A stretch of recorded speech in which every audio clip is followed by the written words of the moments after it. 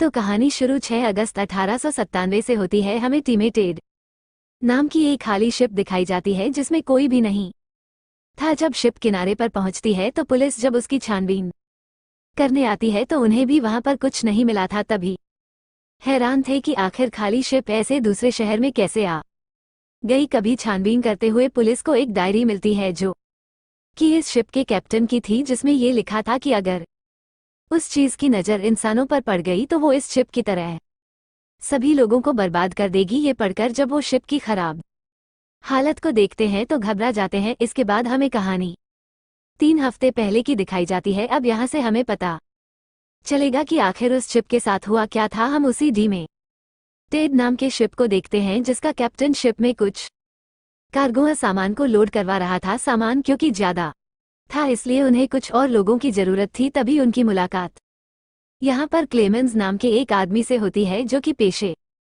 से डॉक्टर था, मगर उन्हें सामान शिप में लोड करवाने के लिए कोई डॉक्टर नहीं बल्कि कुछ मजदूर चाहिए थी। उनसे कहता है कि मुझे काम के सिलसिले में लंदन जाना है, अगर हो सकता है तो क्या आप मुझे अपने शिपमेंट ले जाएंगे। मगर कैप्टन इससे मना कर देता है। फिर वहीं पर कुछ लोगों ने सामान को शिप में रखवा तो दिया था, मगर वो उस शिप में कैप्टन के साथ जाना नहीं चाहते थे। कुछ तो कैप्टन को पैसे वापस कर देते हैं। ये कह करके रात हो रही है और हम सफर पर नहीं जा सकते। खैर, बचे हुए लोग सामान को जब शिप में रखवा रहे थे तो एक ग्रेट बच्चे पर गिरने वाला था, जिसे एक क्लेमेंस बचा लेता है। दरअसल वो बच्चा कैप्टन का पोता था। ये देखकर कैप्टन क्लेमेंस को शुक्रिया करता है और वो भी उसे अपने साथ ले जाने के लिए तैयार था। दरअसल वो ग्रेट एक आदमी के डर की वजह से गिरने वाला था, क्योंकि उसने उस ग्रेट पर कुछ निशानों को देखा था जो कि ड्रैगन के थे, जिसे देखकर वो बहुत डर गया था। इसीलिए अब वो कैप्टन के साथ भी जाने से इनकार कर देता है और कैप्टन पर बहुत चिल्लाता है। अब सारा सामान रखा जा चुका था। टन के साथ कुछ लोग शिप में सामान को लेकर अपना सफर शुरू करते हैं, जिनमें अब क्लेमेंस भी था।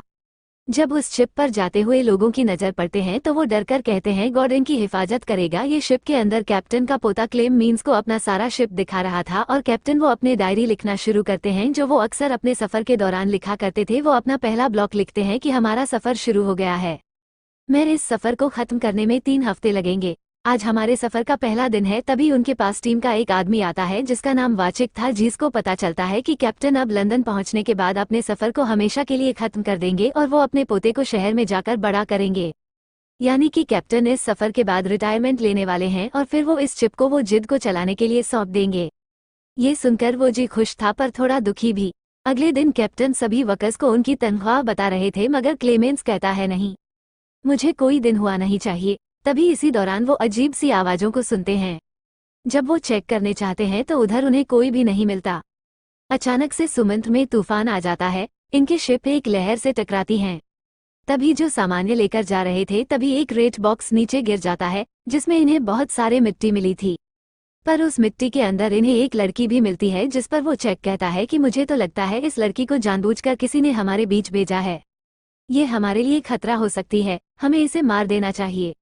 मगर कैप्टन उसकी बात को नहीं मानते और क्लेमेंस को उसका इलाज करने का कहते हैं, क्योंकि वो डॉक्टर था। वो जब चेक करता है तो उसे पता चलता है कि वो लड़की काफी बीमार है और उसे बहुत ज्यादा खून की भी जरूरत है। एलिमेंट्स ने उसे एक बार अपना खून तो दे दिया था, मगर उस लड़की को खून की बहुत ज्यादा जरूरत थी। उसे देखकर ऐसा लग रहा था कि जैसे उसके जिस्म से ये कहा रहा खून किसी ने चूस लिया हो। उसी रात को सीक्रेट बॉक्स को देखते हैं जिस पर बने ड्रैगन को देखकर हाथ में डर गया था। तभी उस बॉक्स से अजीब सा दिखने वाला मॉन्स्टर बाहर आता है। दूसरी तरफ क्लेमेंस कैप्टन के पोते को उस लड़के के पास रहने का कहता है जिसका कोई इलाज कर रहा था और खुद बाहर आ जाता है, जहां पर उसे वो म्यूजिक का एक और साथी मिलता है। उसका मानना था कि शिपर लड़की का होना गलत बात है। तभी जब वो दूरबीन से देख रहा था उसकी नजर उसी मॉन्स्टर पर पड़ती है जिसकी वो थोड़ी सी झलक देख पाया था। इसे देखकर वो बहुत डर जाता है और सारी बात के बारे में एक क्लेमेंस को बताता है, मगर वो उसकी किसी बात पर यकीन नहीं करता और ये कहता है कि तुम्हारा वहम होगा और कोई बात नहीं है। जो बंदर शिप की बेसमेंट में शोर को सुनते हुए कैप्टन के पोते का डॉग अंदर जाता है तो उस पर किसी चीज ने हमला कर दिया था।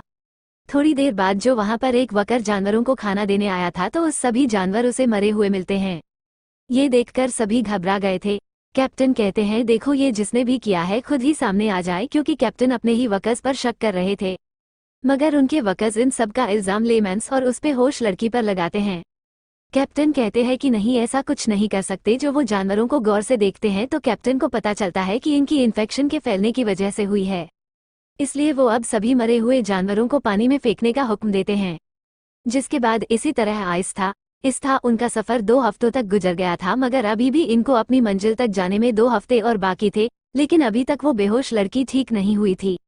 वो अजीत का साथ ही कहता है कि मुझे लगता है इस लड़की पर कोई काली ताकत का साया है और उस चीज को मैंने और क्लेमेंस ने भी देखा है, मगर ये मानने को तैयार नहीं है। कभी कैप्टन का पोता बताता है कि मैंने इस लड़की को बेहोशी में बोलते हुए सुना है। ये अपना नाम पे ना बोल रही थी और बार बार एक ही लफ्ज बोलती रहती है, खाना खाना। ये सुनकर सब सोचते हैं कि इसका आखिर मतलब क्या हो सकता है। क्लेमेंस जब रात को शिप में घूम रहा था तो उसे वो वकर बताता है जिनको मरे हुए जानवर मिले थे। ये कहता है कि अब शिप में चूहों की आवाजें नहीं आती। ल्यूमिनस कहता है कि शायद वो भी इन्फेक्शन से मर गए हो। वो वकर कहता है नहीं, ऐसा नहीं हो सकता। एक साथ सभी इतने सारे चूहे कैसे मर सकते हैं?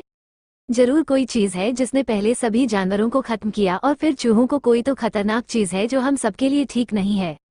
तभी रात को इन्हीं के टीम के एक आदमी को कुछ आवासी महसूस होती है। जब वो चेक करना चाहता है तो उधर वो ही मॉन्स्टर जो पहले वो जी के साथी ने भी देखा था, वो उस आदमी पर एकदम से हमला कर देता है। उसने उसके सारे खून को चूस लिया था और फिर उसके जिस्म को साइड पर ले जाकर खाने लगता है। दरअसल ये ड्रैकुला मॉन्स्टर था जो इंसानों का खून चूसकर उन्हें कहा जाता था। कुछ देर के बाद लेमैन्स भी उधर आता है जो शिप के टूटे हुए हिस्से को देखता है, मगर एक कुछ समझ नहीं आती। जब सुबह होती है तो सब लोग वहां पर जमा थे क्योंकि कैप्टन को फिक्र हो रही थी। पहले जानवर मर गए और अब उनकी टीम का एक आदमी गायब था। उसी जगह पर इन्हें गिरा हुआ एक चाकू भी मिलता है। वो जी को अब क्लेमेंस पर शक हो रहा था। वो कहता है हमें यही नया है, क्या पता यही सब कुछ कर रहा हो। मगर क्लेमेंस उसे खुद पर यकीन करने का कहता है कि ऐसा कुछ नहीं है, कि वो किसी को नुकसान नहीं पहुंचा सकता। बताता है कि मैंने उन जनरलों को गौर से देखा, मुझे ऐसा लगा जैसे उन्हें किसी ने ये खून मारकर मारा हो। तभी उधर वो ही बेहोश लड़की जाती है जो उस सब बातें सुनकर डर गई थी। वो क्लेम इनसे कहती है वो यहाँ पर भी आ चुका है, प्लीज इस शिप से उतर जाओ वरना वो हम सबको खत्म कर देगा। उसे संभालता है। उसे ऐसा लग रहा था कि ये ना शायद कहता है हमें यही नया है, क्या पता है यही सब कुछ कर रहा हूँ। मगर क्लेमेंस उसे खुद पर यकीन करने का कहता है कि ऐसा कुछ नहीं है, कि वो किसी को नुकसान नहीं पहुंचा सकता है, कि मैंने उन जानवरों को गौर से देखा, मुझे ऐसा लगा जैसे उन्हें किसी ने ये खून मारकर मारा हो। तभी बेहोश लड़की जाती है जो उस सब बातें सुनकर डर गई थी। वो क्लेम इनसे कहती है वो यहाँ पर भी आ चुका है, प्लीज इस शिप से उतर जाओ वरना वो हम सबको खत्म कर देगा। उसे संभलता है। उसे ऐसा लग रहा था कि ये ना शायद बहुत दिन बाद होश में आई है, तो इसीलिए उसे अजीब ख्याल आ रहे हैं। वो उसे अपने साथ ले जाता है। बाबू से बात करता है कि वो आखिर किस बारे में बात कर रही थी। है ना, बताती है कि वो एक ड्रैकुला मॉन्स्टर है जो पहाड़ों के ऊपर एक महल में रहता था। वो रात में बाहर आकर इंसानों का खून पीता है। मैं उस जगह पर रहती थी जहाँ उसका महल था। वो रोज रात को आता और मेरा थोड़ा थोड़ा करके खून पी गया। बूझ से अपने निशान भी दिखाती है, ना कहती है कि अब वो यहाँ पर भी आ चुका है, सबको मार देगा। रात को जब बहुत तेज बारिश हो रही थी तो वो के साथी को कुछ अजीब आवाजें सुनाई देती है। जब वो जाकर देखता है तो उधर ड्रैकुला था जो उस पर हमला कर देता है। कभी जब दूसरा साथी उसे बचाने आता है तो ड्रैकुला ने उसे भी मार दिया था। तभी शिप भी डगमगाने लगती है। बाकी के सभी लोग जाग गए थे। जब वो आकर ऊपर देखते हैं तो वो जी का साथी अभी जिंदा होता है, क्योंकि ड्रैकुला मॉन्स्टर नहीं सिर्फ उसका हो नहीं पाया था, वो काफी जख्मी था और दर्द से चिल्ला रहा होता है। कैप्टन साथ साथ इन सभी हादसों को अपनी डायरी में भी लिखते जा रहे थे जो जो इनके साथ यहाँ पर हो रहा था। सब बहुत ज्यादा डर चुके थे। ये बात तो इन्हें समझ आ गई थी। ये ड्रैकुला मॉन्स्टर रात को आता है, इसलिए कैप्टन अपने 2 साथियों को गंज लेकर गहरा देने का कहते हैं और बाकी के लोगों को वो चिकित्सा शिप के तलाशी लेने के लिए भेज दिया था, कि उसी जख्मी साथी को बांध दिया जाता है, क्योंकि सभी को ये डर था कि इसे ड्रैकुला ने काटा है, तो कहीं ये भी वैम्पायर ड्रैकुला ना बन जाए। कैप्टन का पोता जो शिप की लॉबी में था वो बाहर आ जाता है। उधर वो जी का साथी भी एक ड्रैकुला में बदल गया था, इसीलिए वो आकर कैप्टन के पोते पर हमला कर देता है। मगर उसने खुद को कैबिन में बंद कर लिया था और मदद के लिए बुलाने लगता है। उसकी आवाज को सुनकर कभी उसकी तरफ भाग रहे थे। जब वो अंदर आते हैं तो अंदर अपने ही साथी को देखते हैं जो अब ब्रिक कोला में बदल गया था। तभी उसके बिना दरवाजे को भी खोलने की कोशिश करते हैं कि इधर कैप्टन के पोते ने अपने आप को बंद कर लिया था। कैप्टन सुराख में से देखते हैं कि उस केबिन में क्रैकोला मॉन्स्टर भी मौजूद हैं। इससे पहले वो केबिन के दरवाजे को खोल पाते, उनके पोते पर ड्रैकुला ने हमला कर दिया था। उसको भी काट लेता है। कभी ऑर्गन को चलाती है जिससे केबिन का दरवाजा खुल गया था। मगर अब ड्रैकुला ने कैप्टन के पोते को काट लिया था तो इसलिए वो बेहोश हो जाता है, तो भी उसके लिए बहुत फिक्रमंद थे, उसका इलाज करता है और उसे अपना खून चढ़ाता है। उन्होंने अपने उस साथी को बांध दिया था जो ट्रैक गोला में बदला हुआ था। जैसे ही सुबह होती है, वो वैम्पायर ड्रैकुला धूप की रोशनी की वजह से जल गया था। वो जीत भी उसे गोली मार देता है। रात को सभी बैठे बातें कर रहे थे। इनका एक साथी कहता है, क्या पता हमें हमारे गुनाहों की सजा मिल रही हो।